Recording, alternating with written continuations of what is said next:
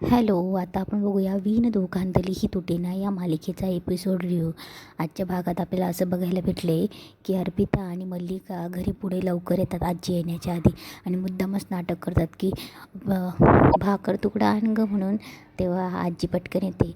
मल्लिका भाकर तुकडा ओवाळत असते आणि बोलते की आजी किती मोठ्या संकटातून, आई तुम्ही मोठ्या संकटातून वाचले आहेत म्हणून. तेव्हा मुद्दामच भोळेपणाचा आव आणत असते.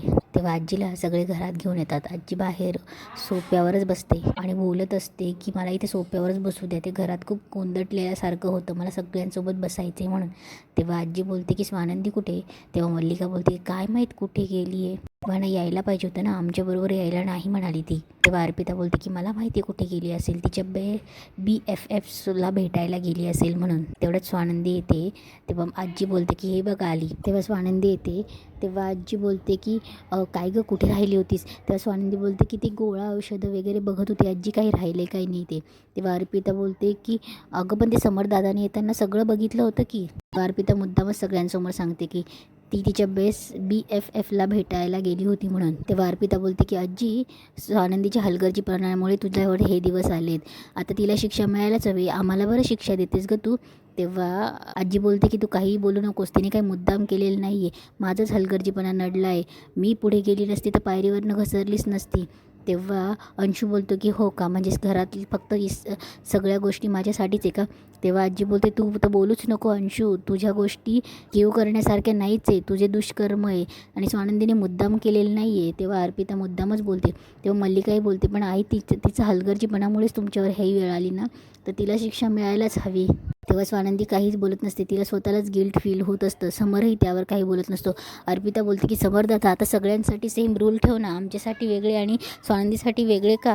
तरीही समर काही बोलत नाही. तेव्हा आजी बोलत असते की हे बघ अर्पिता जास्त काही बोलू नको, तसं काही नाहीच आहे, तिने मुद्दाम केलंच नाही आहे म्हणून. तेव्हा समर हे ओरडून बोलतो की अर्पिता बस झालं आता, जे काही बोललीस खूप झालं, चल आजी आराम करून घे म्हणून. तेव्हा आजी बोलते की नाही. तेव्हा स्वानंदीही बोलते की सगळे बरोबरच बोलताय आजी, माझाच हलगर्जीपणा नडला आणि मी तयार आहे, मला जी काही शिक्षा द्याल मी ती भोगायला तयार आहे म्हणून. इकडे रोहन, आदिरा, मंदाकिनी आणि तिचं सगळं कुटुंब देवासमोर उभं असताना बोलत असते मंदाकिनी बरं झालं रे, आजी सुखरूप आहे बाबा, देवा तू वाचवलंस रे देवा, आजीलाही वाचवलं आणि राजवाडे कुटुंबांना, आजीवर जर काही झालं असतं आजीला तर राजवाडे कुटुंबावर किती मोठं संकट आलं असतं.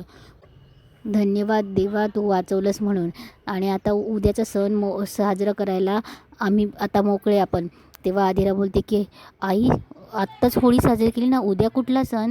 तेव्हा मंदाकिनी बोलते की अगं एकच सण नसतो बाळा, अगं आपल्या मराठी माणसांकडे प्रत्येक महिन्याला एक सण असतो आणि तो आनंदाने साजरा करायचा असतो. म्हणूनच मी तुमच्या डोक्यावर नाचत असते ना की संसार करणं सोपं नाही, हे असं असतं, प्रत्येक सण हा साजरा करावा लागतो. आता गुढीपाडवा, मग त्यानंतर अक्षय तृतीया, आणि सांग तुझ्या आईला जरा थाटामाटात साजरा करावा म्हणून सण. समर आजीला इकडे म्हणत असतो की आजी तुला आरामाची गरज आहे, चल. तेव्हा आजी बोलते की नाही, हे बघ पिंट्या, मी तुला स्पष्ट सांगते, मी असेपर्यंत या घरात सगळे सणवार साजरे व्हायला पाहिजे आणि तू शॉर्टकट मारतोस ते मला आवडत नाही. तेव्हा समोर बोलतो हो पण आजी आत्ता काय बोलतेस तू? तेव्हा आजी बोलते ते मला माहीत नाही, लग्नानंतरचा तुमचा पहिला गुढीपाडवा आहे आणि तो दणक्यात साजरा व्हायलाच पाहिजे. तेव्हा आजी असं बोलते. तेव्हा समर हो म्हणून तिला घेऊन जातो. तेव्हा मंदाकिनी मल्लिका खूप चिडते, ही म्हातारी पण अगदीच चिवट आहे, ना स्वतःही जाणार, ना प्रॉपर्टी कोणाची होऊ देणार, ना या दोघांचं लग्न तोडणार, हा प्लॅन पण फसलाच.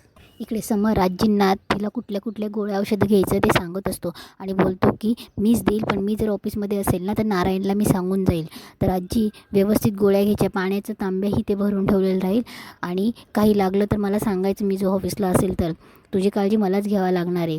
आणि आजी मी एक काम करतो ना, मी इथे झोपू का? तेव्हा आजी बोलते कशाला? तेव्हा समर बोलतो कशाला म्हणजे तुझी काळजी कोण घेईल? तेव्हा आजी बोलते तू काय CCTV आहेस का?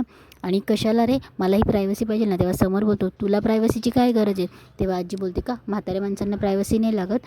तेव्हा आजी त्याला समजून सांगत असते की समर हे बघ, माझी काळजी नको करू, मी ठणठणीत आहे. तेव्हा समर बोलतो की तुला काही वाटत नसेल, पण तू अशी जिन्याच्या खाली पडली होती ना बेशुद्ध, तर मला माझं माहिती आहे की माझं काय झालं होतं. तेव्हा आजी बोलते की अरे जाऊ दे ना बाळा, मी आता सुखरूप घरी आली आहे ना. आणि एक गोष्ट लक्षात ठेव, माझी काळजी नको घेऊ, मी सुखरूप आहे, मी व्यवस्थित आहे. त्या स्वानंदीची काळजी घे, जा तिच्याशी बोला आणि तिच्याशी भांडू नको. ती ती तिला असं वाटते की या सगळ्यात तीच जबाबदार आहे म्हणून. हे सगळ्यांनी बघितलं ना अर्पिता आणि अंशुमन कसे बोलले. खरं तर मुळात यात तिची चूक नाहीच आहे. अरे जा आणि व्यवस्थित समजव तिला, जा आणि भांडू नकोस. इकडे स्वानंदी तिच्या खोलीत बसलेली असते आणि तिला सारखं आजी पडली, अंशुमन आणि अर्पिताने त्यांनी कसं तिच्यावर आरोप लावले ते आठवत असतं आणि स्वानंदीला रडायला येत असतं. तेवढ्याच समोर फोनवर बोलत येतो. समोरचा फोन झाल्यावर स्वानंदी सॉरी बोलते त्याला आणि रडायला लागते आणि बोलते की माझ्याकडनं कसा असा हलगर्जीपणा झाला, मीच चुकले म्हणून. स्वानंदी जो ओक्साबोक्शी रडत असते. तेव्हा समोर बोलतो, अहो तुम्ही शांत बसा, तुम्ही असं रडू नका, पहिले तुम्ही खाली बसा. समोर तिला पटकन पाणी देतो आणि बोलतो की अहो तुम्ही रडू नका, आता आजी व्यवस्थित आहे. हे बघा तुम्ही रडायला लागल्या ना तर मला तुम्हाला हँडल करता येत नाही, कसं करायचं मला खरंच माहिती नाही हो. आणि हवं तर तुम्ही एक काम करा, तुम्ही टोमणे मारा मला, ओके बोला. नाही म्हणजे अगदीच असं ओके बोलू नका, पण हे बघा आता आजी व्यवस्थित आहे आणि तुम्ही रडू नका. तेव्हा स्वानंदी बोलते की नाही, मी कधीच असं इथून पुढे अशी चूक करणार नाही, असा हलगर्जीपणा माझ्याकडनं कधीच होणार नाही, मी प्रॉमिस करते तुम्हाला.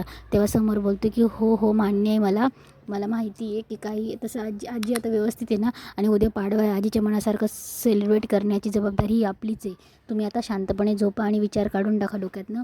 आता दुसऱ्या दिवशी समर आजीच्या या हातावर भार द्यायला लावला नाही आहे ना, हे तुम्हाला माहिती आहे ना, मग कशाला उगाचच भार द्यायचा, कधीतरी वाटलं तर मज्जा म्हणून राहू द्या. तेव्हा स्वानंदी व्यवस्थित आजीला समजावून सांगते आणि आजीही रेडी होते. तेव्हा समर बोलतो की बरं ठीक आहे, मी पेमेंट करून आलो, येतोच मी. तेव्हा समर जातो. तेव्हा आजी इकडनं चुकून बेल वाजते. तेव्हा समर लगेच धावत पळत येतो. तेव्हा आजी बोलते की चुकून झालं. स्वानंदी हसायला लागते. तेव्हा समर पुन्हा जातो आणि पुन्हा आजी मुद्दाम बेल वाजवते. तेव्हा समर पुन्हा पळत होते. तेव्हा स्वानंदी आजी सगळे हसायला लागतात. तेव्हा समर पुन्हा चालला जातो. इकडे मंदाकिनी तिथे येऊन बसलेली असते आणि बोलते की आजी असं आई तुम्हाला असं बघवत नाही हो, इतक्या वर्षी कशी मी गुढीपाडव्याची पूजा तुम्ही सगळं सांगत होते, पण यावर्षी तुम्ही नसणार आहे, असं तसं मंदाकिनी बोलत असते. मल्लिका बोलत असते. तेव्हा आजी तिला बोलत असते की मी धडधाकट आहे, तू अशी रडत नको बसू.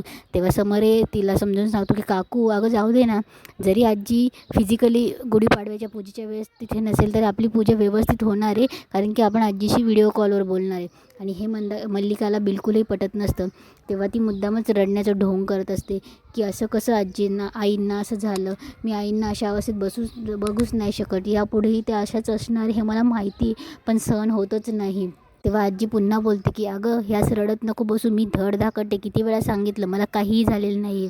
तेव्हा मल्लिका मुद्दामच रडण्याचा आव आणत असते, पण आजी तिचं एकही वाक्य ऐकून घेत नसते, तिचे सगळी गोष्ट फेटाळून लावते. तेव्हा मल्लिकाला खूप चीड येत असते की आजी असे बोलते म्हणून.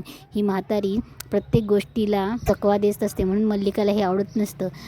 आता बघूया गुढीपाडव्याची पूजा कशी साजरी होते ते, आणि असेच एपिसोड बघण्यासाठी या चॅनलला लाईक, सबस्क्राईब आणि शेअर करा. धन्यवाद.